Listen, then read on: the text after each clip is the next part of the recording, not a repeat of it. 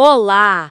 Hoje a gente vai conversar sobre um material muito interessante: O Sertão e a Escola, Linhas em Traços da Memória. É um livro organizado pela Tânia Cristina Meira Garcia e pela Túlio Fernanda Meira Garcia. Isso mesmo.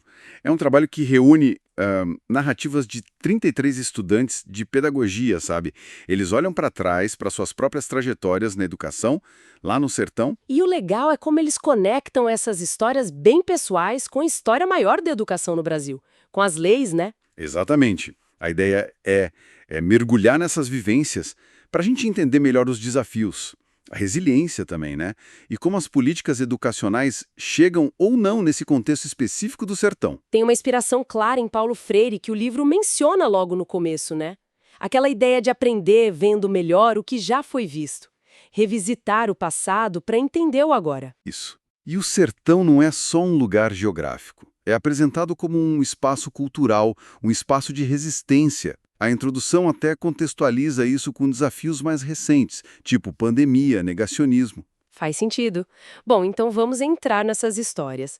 O que chama atenção é como nomes de escolas específicas, como a Escola Estadual Professor Felipe Bittencourt ou escolas rurais, aparecem o tempo todo. Sim, e junto com isso, a menção às leis e programas. A LDB de 96, por exemplo, a Lei de Diretrizes e Bases, é um marco que aparece bastante. E também o Enem, o SISU, como eles impactaram o acesso à universidade. É verdade. E falando em realidades específicas, a educação rural, nossa, isso aparece com muita força. Muito. Vários relatos, como o da Bárbara Gomes Medeiros Bezerra, falam das salas multisseriadas, sabe? Um professor só para várias séries juntas.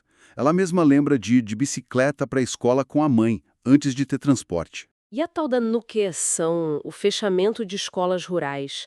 Isso também é mencionado como um problema sério, né? Dificultou ainda mais o acesso para muita gente. Com certeza. E o transporte? A imagem do pau de arara, que eles descrevem como uma D20 adaptada, é chocante pensar nisso como transporte escolar. Sim, mostra uma precariedade imensa. Mas não era só o transporte, né? Parece que a falta de estrutura era algo bem geral. Sem dúvida. A Adene Kaline Araújo de Azevedo, por exemplo, conta de ter tido aula de inglês com o professor de matemática. Falta de formação específica, né? Imagina. E a merenda escolar? Também aparece como um problema? Numa escola citada, mal dava para o ensino fundamental, imagina para o médio. Pois é. E infraestrutura mesmo. Escolas pequenas, precisando de reforma, às vezes sem biblioteca, sem laboratório. São queixas recorrentes. E mesmo com esse cenário, é interessante ver como as políticas públicas de alguma forma chegam lá. A própria LDB, como a gente falou, trouxe mudanças. Depois veio a ampliação do fundamental para 9 anos, né? A Lei 11.274 de 2006. A Ana Santana Santos de Lima menciona isso. Isso. E o Enem e o SISU são vistos quase como um divisor de águas mesmo. A Adene Kaline e a Bárbara Gomes falam como isso tornou possível entrar na UFRN, na UERN.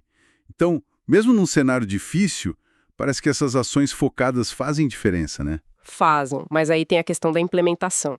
Como as coisas chegam na prática, lá no chão da escola. A Lei 10.639 sobre História Afro-Brasileira, por exemplo. Bem lembrado. A Ana Santana e a Jaine de Moraes Silva falam sobre isso. Elas observam que, nas histórias delas, a aplicação era meio superficial, sabe? Mais restrita a datas comemorativas, tipo o Dia da Consciência Negra. O que levanta uma questão, né? Será que é uma dificuldade geral de integrar esses temas culturais mais complexos no dia a dia do currículo? Pode ser, pode ser. E essa complexidade toda se reflete nas vidas dos estudantes também. A resiliência deles é testada o tempo todo. Reprovações como as da Adene Kaline e da Isabela Maris. Dificuldades financeiras que adiam os estudos, ter que mudar de cidade e até dramas familiares bem intensos, né? A Gisolene de Fátima Cantales fala de um conflito por causa de noivado, a Natália de Yasmin de Assis Silva sobre gravidez na adolescência. São muitos obstáculos. Muitos. Mas, por outro lado, também aparecem as coisas que ajudaram, que fizeram a diferença. Professores dedicados, isso é um ponto forte. A Felícia Azevedo da Costa fala com carinho de uma professora Fernanda. E os projetos? Feira de Ciências, Grêmio. O PIBID, o Programa de Iniciação à Docência, é muito elogiado pela Bárbara Tamires dos Santos e pela Juliana Araújo da Silva. Dizem que foi crucial para a formação delas. Sim, e o Projovem também é citado pela Ana Santana. São esses apoios, esses projetos que parecem ter alimentado a vontade de continuar, de superar. E os contrastes também são interessantes, né? O Tiago Thalisson Dantas Cavalcante fala do choque de realidade quando saiu da escola privada para a pública. E a diferença entre escola rural e urbana também fica bem clara. No fim, acho que o grande valor dessas 33 histórias juntas é dar uma visão muito rica, muito multifacetada da educação no Brasil, olhando pelo prisma do sertão. Vai além do individual, né? Mostra as lutas coletivas, os efeitos concretos das políticas ou da falta delas e os avanços que foram conquistados muitas vezes com muito esforço. Exato. E mostra esses estudantes não como meras vítimas, mas como sujeitos, né?